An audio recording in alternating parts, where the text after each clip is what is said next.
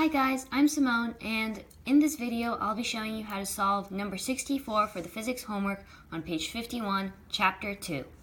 So, 64 was the one with the weird tradition for Bosnia in which the person has to jump off a bridge to show his courage. So, let's draw our diagram. My diagram looks like this. It gets the point across. This is the bridge. This is the person falling into the water or jumping. And now we have defined our origin. So the origin in this case is the bridge. And now we have to define positive direction. So positive direction could be either down or up. I defined it in the upwards direction because that's how I feel more comfortable doing it. But you could also do it in negative direction. And I'm going to explain what changes in both cases. So when the direction is positive, the distance between the bridge and the water is negative 23 meters. That was given in the problem. But since we decided that down would be negative, it is negative 23 meters or 23 meters in the negative direction. So if you had decided this to be positive, it would have been positive 23 meters. But for this problem, let's stick to this. Next, you want to fill in all your givens. So, given. Initial velocity, that's 0 meters per second because when you're standing on the bridge, you have no velocity, you're not moving. Acceleration, this is actually referring to acceleration due to gravity because gravity is what's pulling the person down, and that's negative 9.8 meters per second squared. Next, change in x. The problem gave that to us, it's 23 meters, but since we made the positive direction up and the person is going down, we have to say it's negative 23 meters. Next, in A, we're going to be solving for time, and in B, we're going to be solving for final velocity, which actually are two that were not given. So, question A states, how long did the jump last? So how long did the person was the person in the air? Sorry. And that means we're solving for t, for time. So I chose to use kinematic equation number 3 because it gives you a spot for initial velocity, acceleration, and change of x. Equation 3 states change of x is equal to velocity initial times time plus 1/2 acceleration times time squared. When you plug in all your variables, you get negative 23 meters is equal to 0 meters per second times time plus 1/2 times negative 9.8 meters per second squared times time squared. We're solving for time, that's why it stays in variable. The next line of work, negative 23 meters equals negative 4.9 meters per second squared times t squared. I'm sure you guys could figure that out. That's just solving the equation.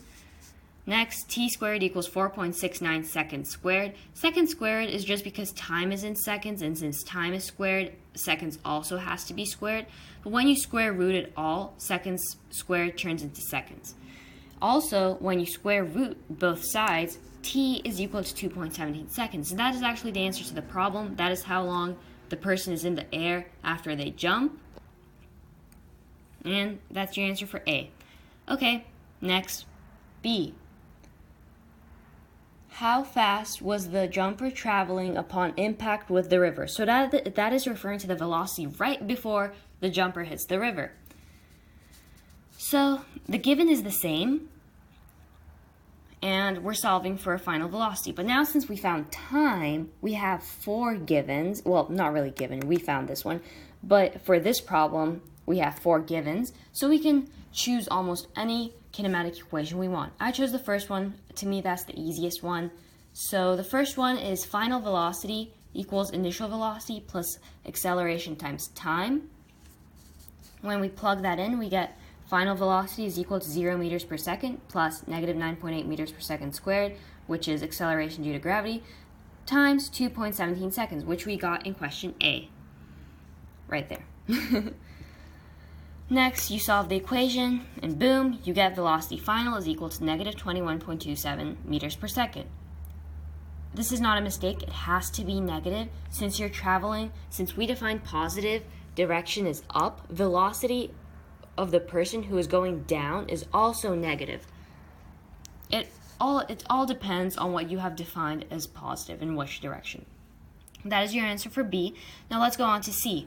C, I think, is the hardest part, even though once you grasp the idea of it, it's pretty easy.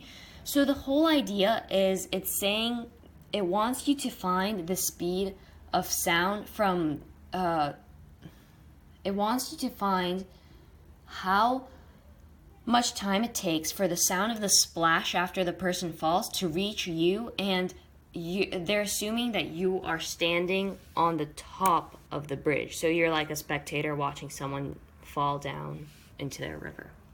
Bosnian traditions. So what you're actually trying to do is you've already found part of it. 2.17 seconds is the amount of time it takes for the person to fall into the water. However, now you're trying to find the time it takes for the person to, no, not for the person, for the sound to travel back up to the spectator so they can hear the splash. And to find that, what you actually have to do is use a simple formula, which is time equals distance over velocity. And so here, you have time that it takes for sound to travel is equal to the distance that the sound travels, which is 23 meters, the distance that the person travels, over velocity of the sound, which was given to us in the problem. So when you plug everything in, you get time that the sound takes to travel is equal to 23 meters divided by 340 meters over meters per second. And the answer, well, not the answer actually, what you get is time that the sound takes to travel is approximately 0.07 seconds. However, this is not your answer, because as we discussed,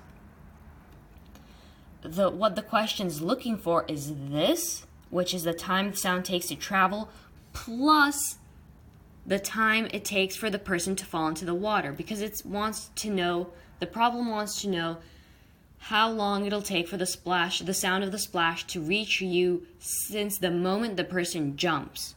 So you have to take into account the time it takes for him to fall into the water, and you add to it the time it takes for the sound to travel back up to the spectator's ears. So you get T total is equal to time of the fall for the time it takes for the person to fall plus time it takes for the sound to travel back up. And that is 2.24 seconds. And that's your answer. And that's the answer to C. So that's the end of the problem. Thanks for watching. I hope this helps. Bye.